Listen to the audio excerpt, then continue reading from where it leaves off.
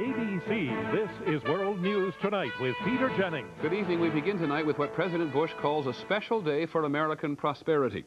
The Senate has voted to give Mr. Bush broad power to negotiate a free trade agreement with Mexico, an agreement that would ultimately tie Mexico with the U.S. and Canada into one vast consumer marketplace, one that would have an annual output of $6 trillion.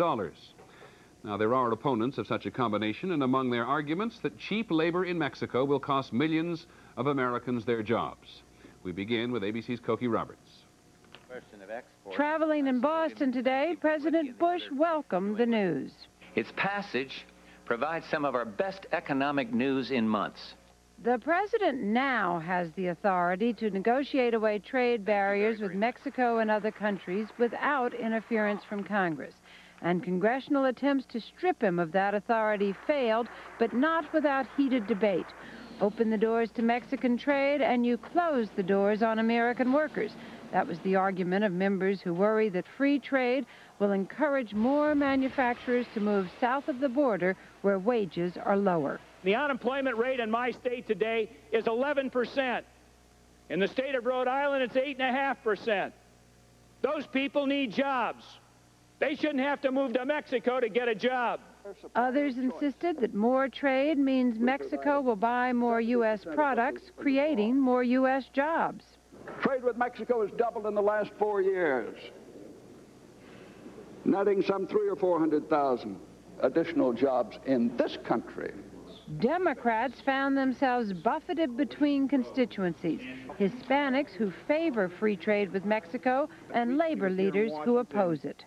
The basis of this debate is the exploitation of workers, whether they be American workers or Mexican workers. Despite the risk to some workers, Congress decided that a trade pact with Mexico was an important step after the free trade agreement with Canada. With Europe moving towards the creation of one market, many here believe the U.S. must join with the rest of North America to compete. Cokie Roberts, ABC News, Capitol Hill. The debate about free trade with Mexico goes beyond jobs. Those people who are opposed say that Mexico's child labor laws are weak, its job safety regulations not nearly as strict as those in the U.S., and they worry too about the environment because some of the factories along the border are already causing pollution. And what will happen, the opponents ask, if there are more. Here's ABC's Judy Muller. This plant in Tijuana turns out toys for Mattel. It is one of 2,000 maquiladoras, assembly plants built in Mexico by U.S. companies attracted by low labor costs. The workers at this plant are paid about $4 a day. Even those low wages have attracted tens of thousands of poor Mexicans to border cities such as Tijuana, creating a population explosion in shanty towns with inadequate sewers. The result? Rivers that are open sewers. The Tijuana River originates in the city of Tijuana and it comes across the border, and there's approximately 12 to 14 million gallons of sewage per day coming across our border.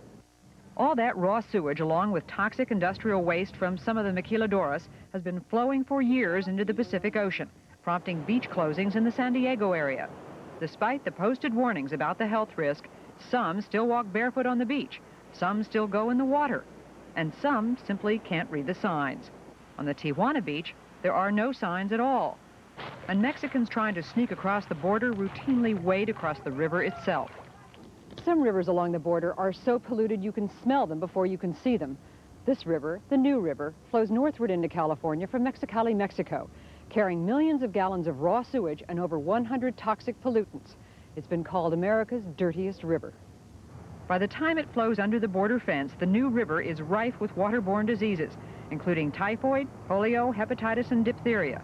Although the Mexican government is cracking down on polluters, shutting down some 50 maquiladoras in the last month, it lacks the money and technology to enforce its environmental laws. Some advocates of a free trade agreement believe it could actually help the situation if it requires Mexico and the U.S. to cooperate in forcing the maquiladoras to clean up their act. They have a profitable operation in Mexico. They want to keep that profitable operation running. And if that means that they have to comply with environmental protection, part of the industry is willing to do it. Meanwhile, the New River flows on, carrying its filth to the Imperial Valley of California, terminating at the Salton Sea, the state's largest lake. The Salton Sea is choking on a high salt content, and its only source of fresh water is the polluted New River. Such grim landscapes are likely to haunt the trade debate, reminding both countries that if environmental concerns are ignored, free trade will have a very high cost. Judy Muller, ABC News, Imperial Valley, California.